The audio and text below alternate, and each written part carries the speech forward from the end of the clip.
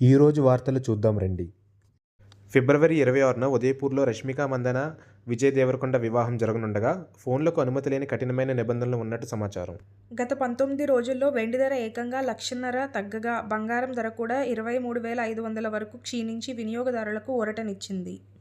Mumbai coastal రోడ్డుపై జై హో పాటకు బదులుగా మహారాష్ట్ర మాజా గీతాన్ని వినిపించాలని డిమాండ్ చేస్తూ ఎంఎన్ఎస్ కార్యకర్తలు ఆందోళన చేపట్టారు.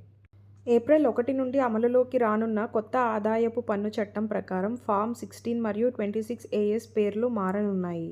మహారాష్ట్రలో ముస్లింలకు గతంలో కేటాయించిన 5% ఎస్సీబీసీ కోటాను ప్రస్తుత ప్రభుత్వం అధికారికంగా రద్దు చేస్తూ నిర్ణయం తీసుకుంది.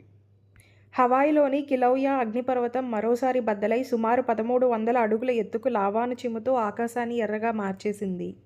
సోషల్ మీడియా వేదికల నుండి వివాదాస్పద కంటెంట్ను 3 గంటల్లోపు తొలగించాలన్న ప్రభుత్వ నిబంధన అమలు చేయడం కష్టమని మెటా అధికారి రోబ్ శర్మన్ పేర్కొన్నారు.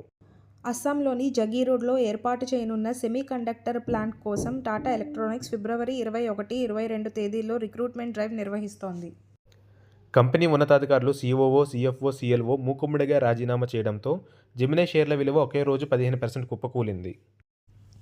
టీ20 ప్రపంచకప్లో నేపాల్ జట్టు స్కాట్లాండ్పై 7 వికెట్ల తేడాతో ఘన విజయం సాధించగా న్యూజిలాండ్ జట్టు కెనడాపై 8 వికెట్లతో గెలుపొందింది. ఐర్లాండ్ మరియు జింబాబ్వే మధ్య మ్యాచ్ వర్షం కారణం వల్ల రద్దయింది. దీంతో టోర్నమెంట్ నుంచి నిష్క్రమించిన Australia. Please like, share and subscribe to our channel. Thank you.